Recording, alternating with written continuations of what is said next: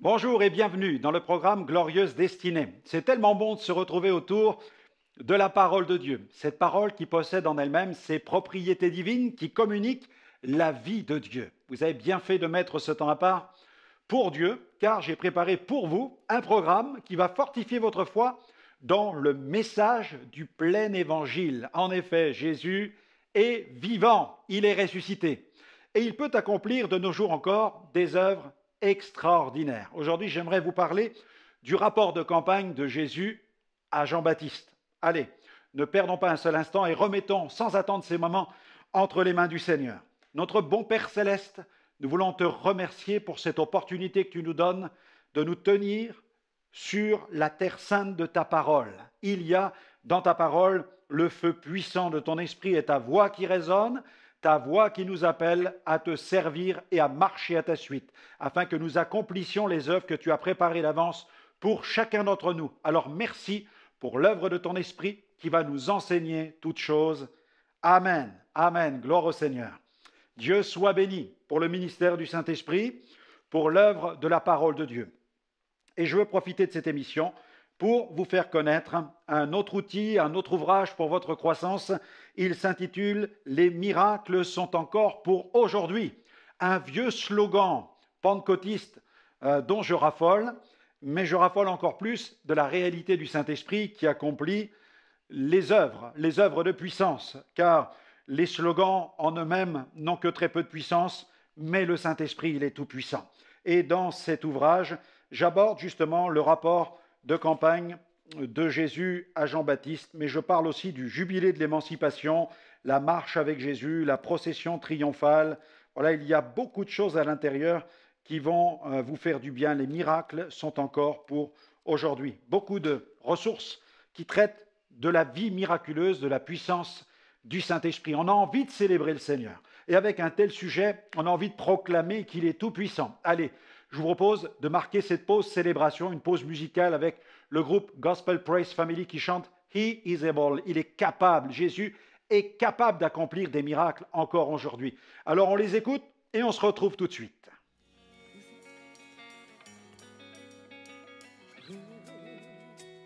Exceedingly,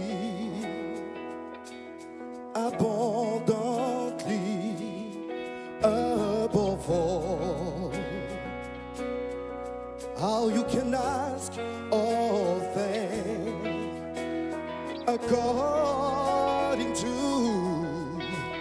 the power that worketh at you.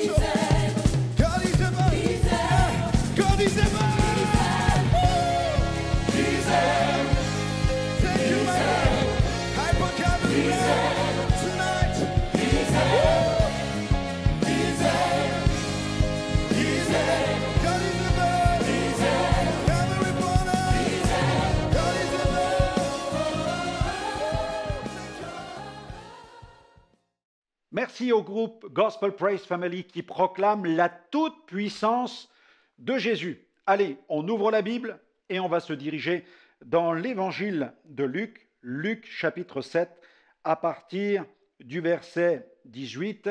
Il est question de ce rapport de campagne que Jésus adresse à Jean-Baptiste. Jean fut informé de toutes ces choses, desquelles, eh bien, la bonne nouvelle se répand. Jésus annonce le message du royaume de Dieu et des miracles s'opèrent. Et Jean est informé de toutes ces choses par ses disciples. Il en appela 2 et les envoya vers Jésus pour lui dire « Es-tu celui qui doit venir ou devons-nous en attendre un autre ?» Arrivés auprès de Jésus, ils dirent « Jean-Baptiste nous a envoyés vers toi pour dire « Es-tu celui qui doit venir ou devons-nous en attendre un autre ?» À l'heure même, Jésus guérit plusieurs personnes de maladies, d'infirmités et d'esprits malins, et il rendit la vue à plusieurs aveugles. Et il leur répondit, « Allez rapporter à Jean ce que vous avez vu et entendu. Les aveugles voient, les boiteux marchent, les lépreux sont purifiés, les sourds entendent, les morts ressuscitent. La bonne nouvelle est annoncée aux pauvres. » Alléluia! Ce récit de l'évangile de Luc, il est vraiment particulier, car bien que Jean-Baptiste soit prophète de Dieu, il a besoin de certitude au sujet de Jésus. Il est emprisonné, ses heures sont comptées, mais il a besoin de recevoir la réponse à une question qui le hante, qui le tourmente. Il sait que sa mission consiste à préparer le chemin du Seigneur, mais Jésus est-il vraiment le Messie? Le chemin a-t-il été suffisamment préparé? La voix a-t-elle suffisamment crié? L'heure est-elle venue pour Jean-Baptiste de se retirer et de se taire? Il sait qu'il est le prophète de la transition entre l'ancienne et la nouvelle alliance. Il a vu de ses yeux le ciel s'ouvrir lorsque Jésus est venu se faire baptiser au Jourdain. Il a vu le Seigneur, il a vu le Saint-Esprit descendre et venir se poser sur lui sous la forme d'une colombe d'ailleurs. Il a entendu cette voix, la voix qui a dit, Luc 3, 22, « Celui-ci est mon Fils bien-aimé, en qui j'ai mis toute mon affection. » Lui-même a fait cette déclaration, « Voici l'agneau qui ôte le péché du monde. » Jean-Baptiste est la voix, il est la voix qui prépare le chemin du Seigneur. Son ministère a été consacré exclusivement à cette mission. Mais la voix du prophète doit se taire pour laisser parler maintenant la parole faite chair, Jésus. Le temps est venu pour la parole de parler. En effet, la Bible dit dans l'Épître aux Hébreux, chapitre 1er, verset 2, « Dans ces derniers temps, Dieu nous a parlé par le Fils, qu'il a établi héritier de toutes choses, par lequel il a aussi créé le monde. » Le moment est venu pour Jean-Baptiste de passer le relais.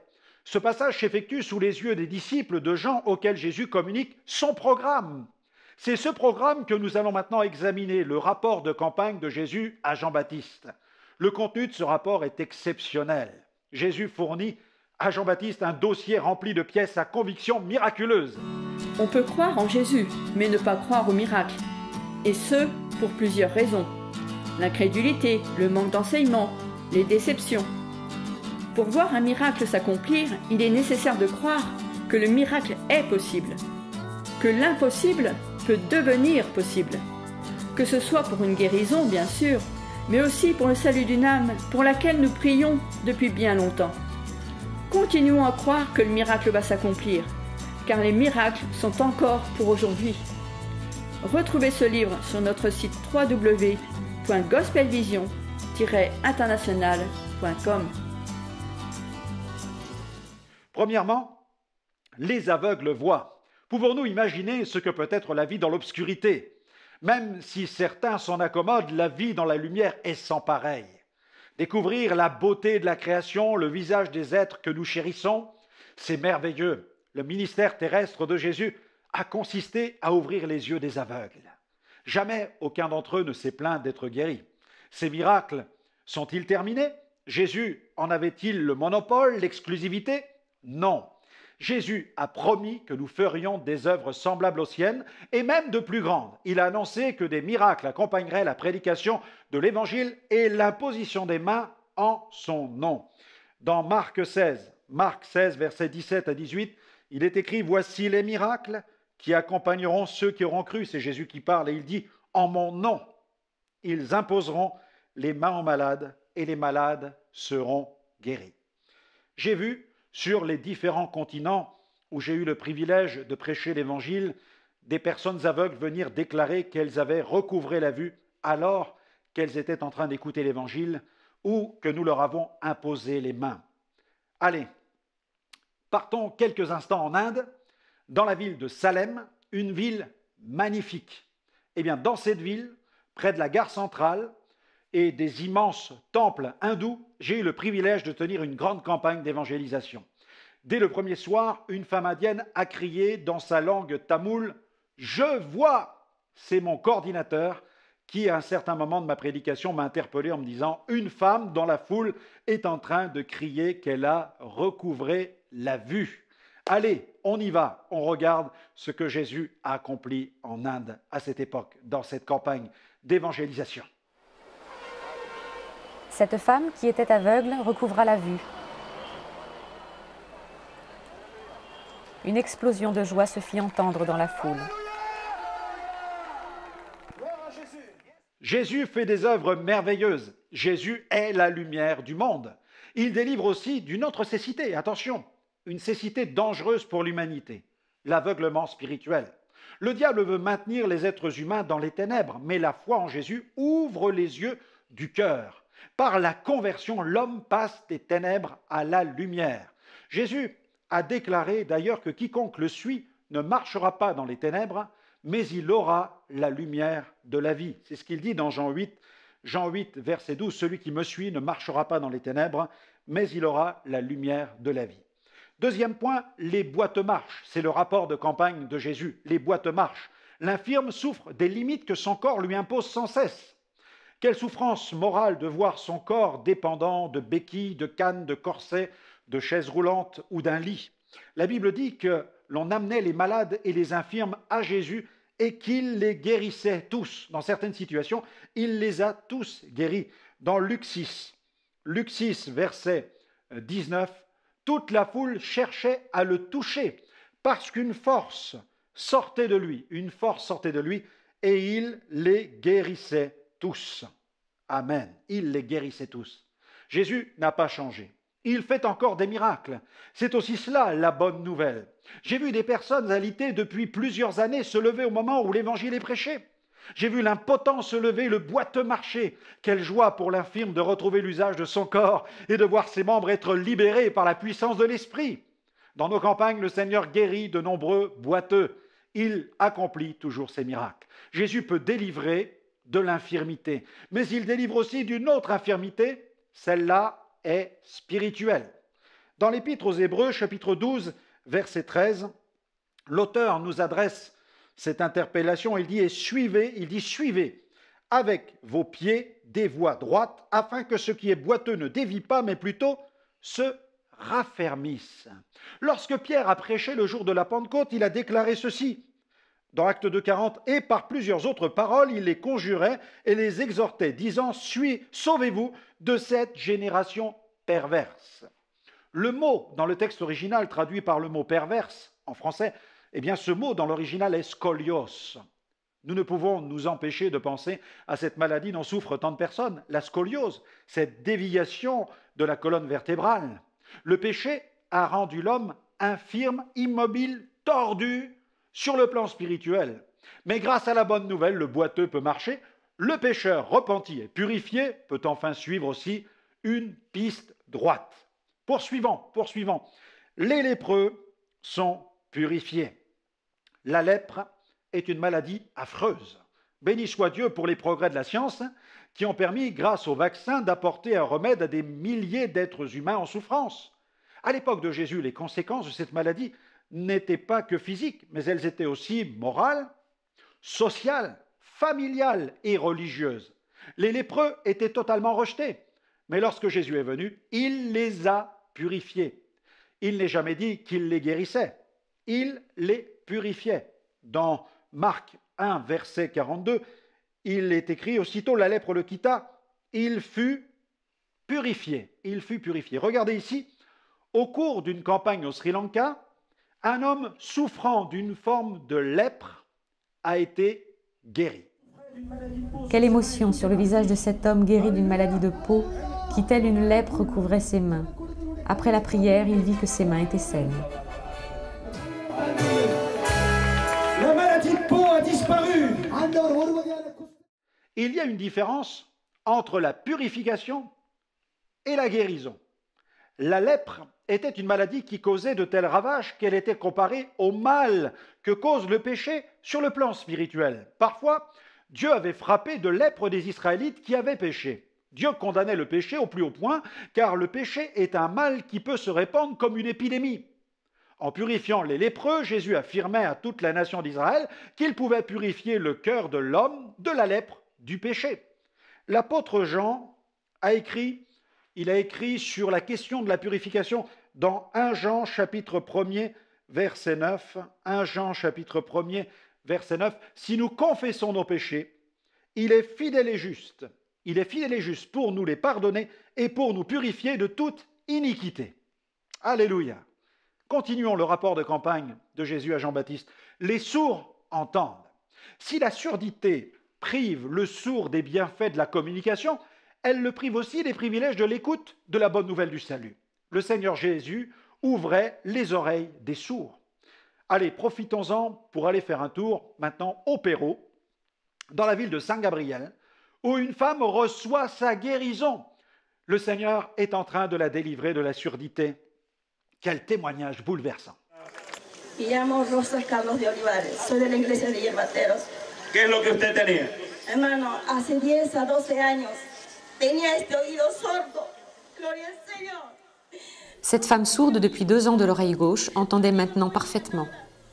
Pero ahora el momento que el hermano oraba por la sanidad, había alguien que se paró delante de mí, me alumbró con un calor de fuego y ahora puedo ir con este oído. ¡Aleluya! Gloria a Dios, hermano, gloria a su nombre. En Dios nada es imposible, hermano. Gloria a mi Señor Jesús. Sanada del oído izquierdo. Quel magnifique témoignage. Il n'y a pas de doute, Dieu est à l'œuvre. Il est en train de la guérir par la puissance du Saint-Esprit. Mais attention, il y a une autre oreille que Jésus voudrait ouvrir, celle du cœur. Il disait souvent, dans Luc 8, verset 8, on lit ce passage, que celui qui a des oreilles pour entendre, entend. Nous lisons encore dans l'Épître aux Hébreux, chapitre 12, verset 25, « Gardez-vous de refuser d'entendre celui qui parle, car si ceux-là n'ont pas échappé, qui refusèrent d'entendre celui qui publiait les oracles sur la terre, combien moins échapperons-nous si nous nous détournons de celui qui parle du haut des cieux ?» Il est terrible de fermer ses oreilles aux multiples appels de Dieu. Au début de notre conversion avec mes parents, nous avions entrepris de venir en aide à un jeune drogué. Ce jeune était très cultivé et voulait en savoir plus sur Dieu, mais il était révolté et rejetait en bloc la société. Un matin, il est venu chez nous pour annoncer à mes parents qu'il allait enfin réaliser son rêve, partir à Amsterdam. Nous l'avions pourtant mis en garde plusieurs fois, lui demandant de renoncer à un tel projet. Beaucoup savent ce que signifie Amsterdam pour les drogués. Amsterdam est aussi appelé le paradis des drogués. Nous étions consternés car malgré notre compassion et les heures passées à partager l'Évangile, nous espérions qu'il ouvre son cœur à la bonne nouvelle. Il semblait presque nous annoncer son départ avec un certain plaisir, de la provocation. Nous l'avons supplié de ne pas faire ce voyage, mais il ne nous a pas écoutés. Une semaine après, nous avons reçu un coup de téléphone de la part de l'un de ceux qui l'avaient accompagné. En pleurant, son ami nous annonçait que le jeune homme venait de mourir à cause d'une overdose. Il faut écouter la parole de Dieu, entendre son appel. Et puis dans le rapport de campagne de Jésus à Jean-Baptiste, il y a aussi la résurrection. Les morts ressuscitent. Il y a dans la Bible de nombreux cas de résurrection. Jésus a même expérimenté sa propre résurrection qu'il avait d'ailleurs annoncée. Et au cours de son ministère terrestre, Jésus a même donné à ses disciples le pouvoir de ressusciter les morts. Vous imaginez ? Au cours de son ministère, il donne cet ordre, il dit « Guérissez les malades », dans Matthieu 10, verset 8, « Guérissez les malades, ressuscitez les morts, purifiez les lépreux, chassez les démons, vous avez reçu gratuitement, donnez gratuitement. » Jésus est le prince de la vie, et il a mis en évidence par l'Évangile la vie et l'immortalité. S'il ressuscite physiquement, il peut aussi ressusciter spirituellement. Cette résurrection spirituelle s'appelle aussi la nouvelle naissance. Dans sa lettre adressée aux chrétiens de Colosse, Paul a écrit « Vous êtes aussi ressuscités en lui et avec lui », Colossiens 2,12, par la foi en la puissance de Dieu qu'il a ressuscité des morts. Mais il y a une troisième mort à laquelle on ne peut ressusciter, c'est ce que la Bible appelle la seconde mort. C'est l'état spirituel d'une âme perdue dans l'au-delà. C'est pourquoi il faut se préparer à la rencontre de Dieu. En Uruguay, à Montevideo, chaque soir, nous avions des centaines de personnes qui s'avançaient pour recevoir Jésus. Et au cours de l'une de ces soirées, une femme avait fait la paix avec Dieu. Quelle joie dans le cœur de son fils qui était chrétien depuis quelques mois. Il était tellement content de voir sa mère qui avait fait la paix avec Dieu. Mais le lendemain matin, le jeune homme a demandé à me parler. Il semblait désespéré, il était en larmes. Il m'a annoncé brutalement qu'il venait de découvrir sa mère étendue dans la cuisine, foudroyée par une crise cardiaque. Il me disait que sa plus grande consolation était que sa mère avait fait la paix avec Dieu la veille. Quel réconfort de savoir que cette femme ne connaîtra pas cette seconde mort. Jésus a affirmé ceci. En vérité, c'est dans Jean 5, verset 24, je vous le dis, celui qui écoute ma parole et qui croit à celui qui m'a envoyé, il a la vie éternelle, il ne vient point en jugement, mais il est passé de la mort à la vie. Alléluia. Le rapport de campagne de Jésus mentionne aussi un autre point, la bonne nouvelle est annoncée aux pauvres. Jésus termine son rapport par ce que je crois être le plus important. Cette dernière preuve est comme une signature à cette checklist des œuvres glorieuses de Dieu. La bonne nouvelle est miraculeuse car elle peut changer ce que la médecine et la chirurgie ne peuvent changer. La nature humaine. Dieu peut changer le cœur d'un homme. La nouvelle naissance est le plus grand des miracles. Ézéchiel l'annonçait lorsqu'il a prédit qu'un temps viendrait où l'Éternel donnerait des cœurs nouveaux et des esprits nouveaux. Alléluia. Par la repentance, l'homme change de mentalité. Par la conversion, il change de direction. Par la nouvelle naissance, il change de vie. La bonne nouvelle est annoncée aux pauvres, c'est-à-dire aux simples, aux humbles. Pas étonnant que les plus grands réveils se produisent dans les pays où les populations sont humiliées, brisées, désœuvrées. Depuis le début des années 90, notre ministère a tenu de nombreuses campagnes dans des pays situés dans la fenêtre appelée par les missiologues la fenêtre des 10-40. Nous sommes allés en Inde, au Sri Lanka, au Pakistan, même dans le no man's land de Jayagon, à la frontière du Bhoutan, et dans bon nombre de pays africains. Allez, je vous propose de jeter un coup d'œil par cette fenêtre pour vous rendre compte de cette misère, de cette réalité et de cet immense besoin. Enseigner à l'intérieur et évangéliser à l'extérieur est une de nos devises. Nous ne pouvons rester insensibles à la détresse de millions d'âmes maintenues dans l'ignorance et liées par l'erreur. Notre mission consiste à leur apporter la lumière. Souvenons-nous du dernier commandement de Jésus. Allez par tout le monde et prêchez la bonne nouvelle à toute la création. C'est pourquoi l'équipe Espoir et Délivrance organise des campagnes dans la fenêtre des 10-40, c'est-à-dire entre les 10e et 40e parallèles. C'est dans cette fenêtre que les oppositions religieuses avec leurs restrictions sont les plus fortes. 97% des pays les moins évangélisés de la planète sont situés dans cette fenêtre, dans laquelle se trouvent 82% des gens les plus pauvres du monde. Dans cet espace, 2,7 milliards d'hommes et de femmes pratiquent soit l'hindouisme, soit le bouddhisme ou l'islam. En tant qu'Église de Jésus-Christ et en tant que pays riche et industrialisé, nous avons la responsabilité et le devoir d'aller évangéliser ces nations.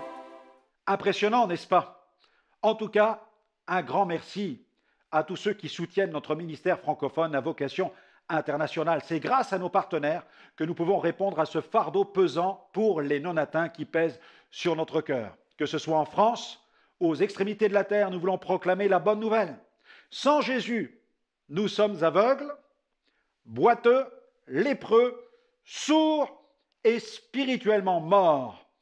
Aidons tous ceux qui manifestent de la réceptivité au message de l'Évangile à vivre cette merveilleuse transformation que Jésus désire produire dans leur cœur. Répandons la bonne nouvelle et que tous les pauvres, les humbles de cœur découvrent les immenses richesses du message de la grâce et de l'héritage des saints dans la lumière. Ils sont des millions dans le monde à recevoir dans leur cœur le royaume éternel et glorieux de Jésus. N'en doutons pas, ce rapport de campagne est toujours en vigueur. Il n'est pas périmé. Jésus est le même, il n'a pas changé. Eh bien voilà, notre émission se termine. J'espère que ce programme vous aura fait du bien et que la flamme du Saint-Esprit brûle dans votre cœur. N'hésitez pas à nous retrouver sur notre site web www.gospelvision-international.com. Vous allez y trouver de nombreuses émissions en replay. Elles vont fortifier votre foi et embraser votre cœur. Que le Seigneur continue à répandre sa grâce sur votre vie et qu'il vous fasse pleinement entrer dans votre glorieuse destinée. À très bientôt.